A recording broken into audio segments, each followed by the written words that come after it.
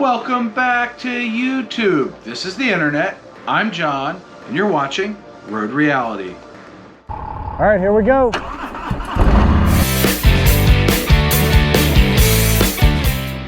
Today, we're diving into the deep end. Yep, Shark Nose versus Batwing, the Street Glide and the Road Glide. And which one is better? Yep, I said it. At the end of this video, I'm gonna tell you which one is better, definitively. Okay, maybe not definitively, but definitely my opinion. And I know what you're saying, I'm comparing baggers here, but really, baggers, while they aren't quite as popular as they were, they're still popular. So there's always a raging debate over which one is better. And really, Harley invented the class.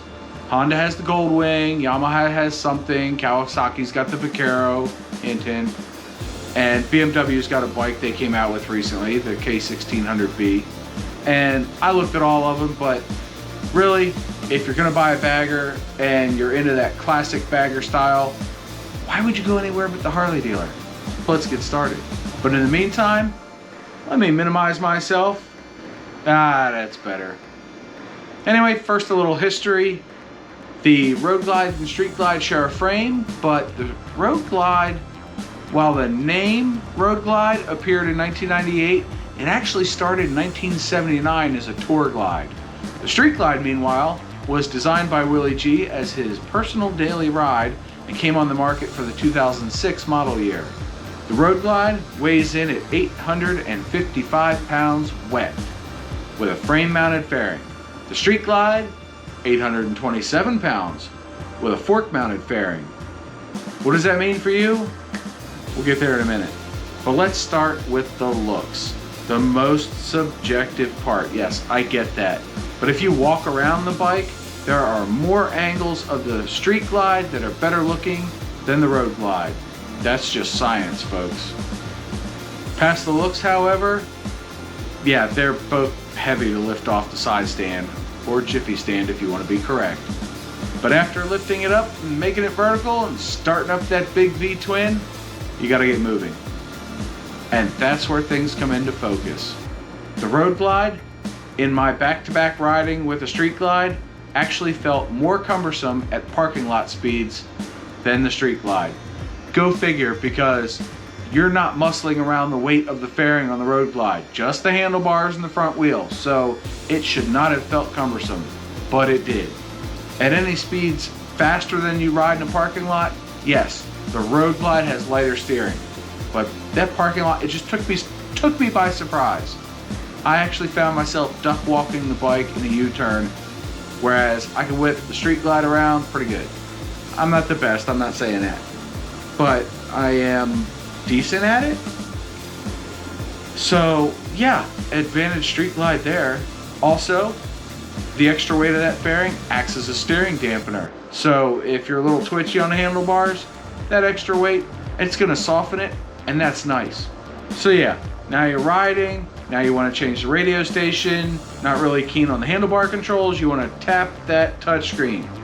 If you're 5'8" like me, good luck, because you're already not flat-footing the bike, and it's way harder to reach the touchscreen on the Road Glide than it is the Street Glide. It's just that much further.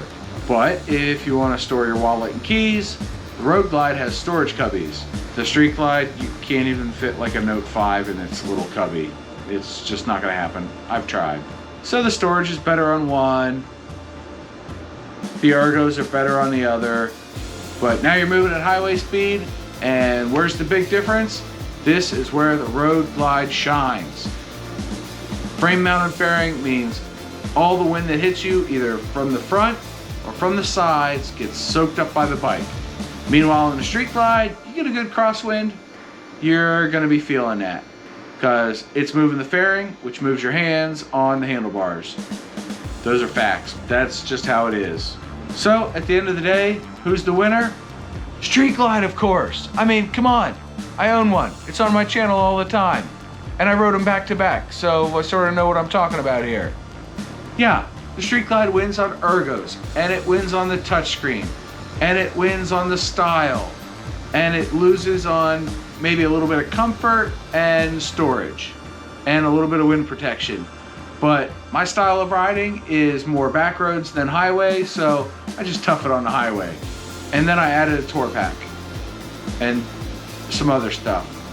And I probably should have bought a limited to begin with. So anyway, if you like to carry lots of stuff, go buy a limited version of the Road Glide or the Ultra Limited. But that's gonna do it for this comparison video. I hope you liked it. Hope you're entertained. Let me know if you learned anything in the comments below. Go ahead and like and subscribe, all that nonsense. And until I see you again, keep the shiny side up. Cheers.